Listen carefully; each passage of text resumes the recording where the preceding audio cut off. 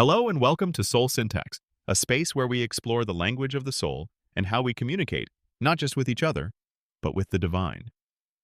Today we're diving into a timeless classic, The Game of Life and How to Play It, by Florence Scovel Shinn. This book has long been a favorite in spiritual and metaphysical circles. Its message is simple yet profound. Life is a game played according to spiritual laws, and when we understand those laws, we can live more joyfully, more powerfully, more abundantly. Over the next several minutes, I'll walk you through each chapter, highlight the key teachings, and share memorable quotes you can carry into your own life. Let's begin. Chapter 1. The game Shinn opens by reframing life. It is not a battle, but a game. A game we can learn to play well. Central to her view is that there are spiritual laws operating behind the scenes, and ignorance of those laws leads to suffering. She introduces the role of the imagination. What you imagine, especially emotionally, is impressed upon your subconscious and eventually manifests in your life. She emphasizes 3 departments of the mind. 1. Conscious, your daily thoughts and reasoning. 2. Subconscious, the silent, powerful servant that carries out what you impress upon it. 3. Superconscious, the divine, intuitive, higher realm of guidance. Fear is your enemy in the game because it programs the subconscious wrongly. Faith, trust, and clear mental imaging are your allies. A few key quotes are, most people consider life a battle, but it is not a battle, it is a game. And, the object of the game of life is to see clearly one's good and to obliterate all mental pictures of evil. And one of the affirmations she offers is, I now smash and demolish every untrue record in my subconscious mind.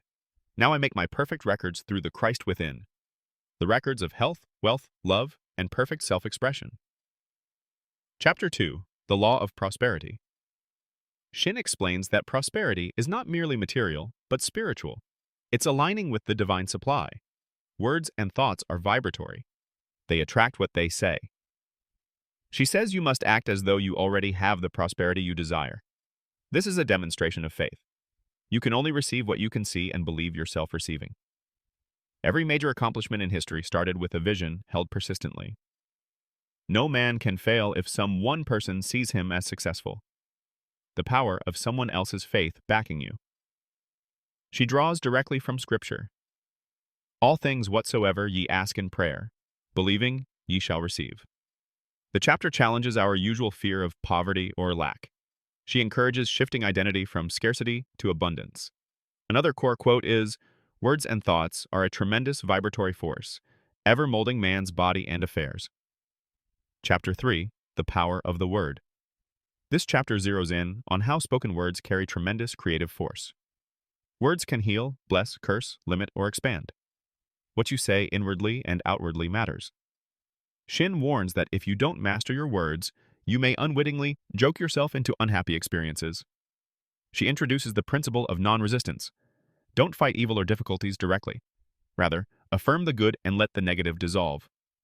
Courage, she says, contains genius and magic.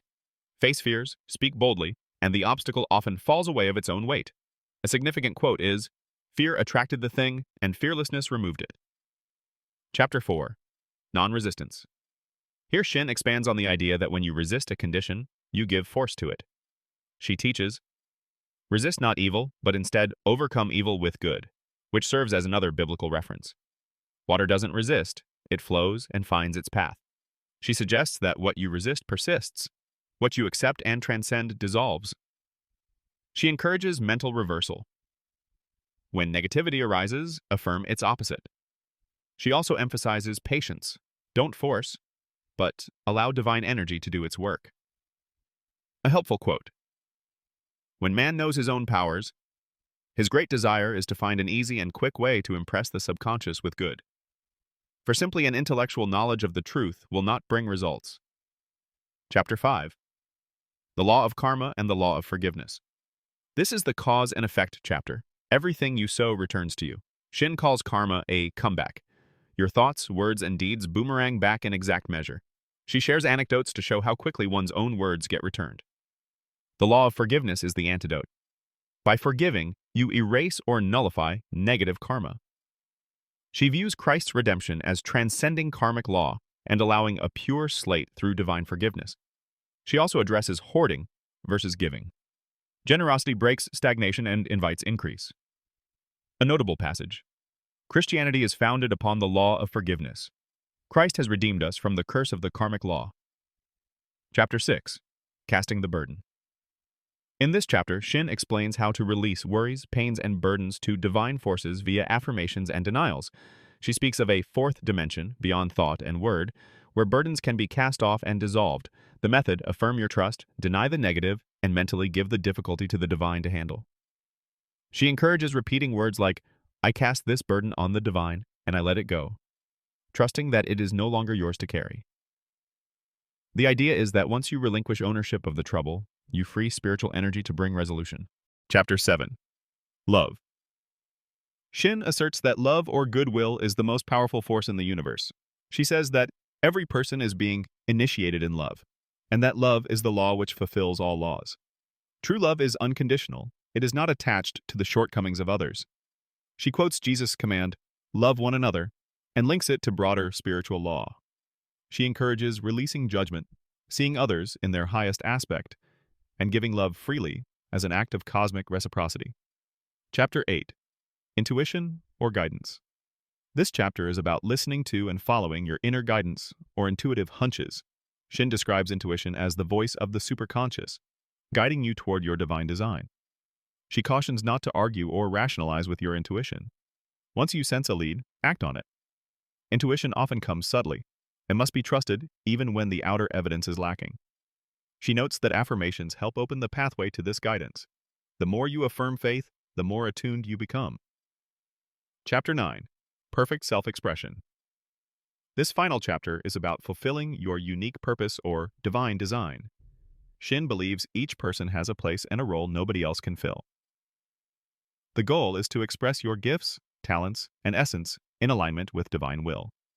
She discusses how fears, doubts, and negative programming block this self-expression. Part of the game is aligning with the higher plan, trusting that the universe will support your expressive path when you surrender doubts. She gives affirmations for this chapter too, urging declaration of your true and perfect self-expression. Now that we're done going over all the chapters, let's weave together the threads. Life is a game played by understanding spiritual laws: imagination, thoughts, words, faith, non-resistance, forgiveness, intuition, and self-expression. You co-create your life, not passively, but actively. By training your mind, speaking consciously, forgiving liberally, releasing burdens, following your guidance, and aligning with your highest purpose. The book offers both the map and the tools, affirmations, denials, mental reversal, to operate with mastery. One principle that surfaces often is, wish without worrying.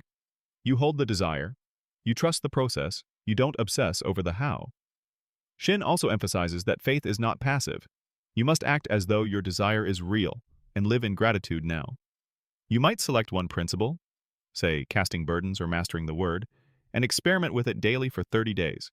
Notice shifts in your thoughts, language, and outer synchronicities. So there you have it. That's the game of life and how to play it. What resonates most with you?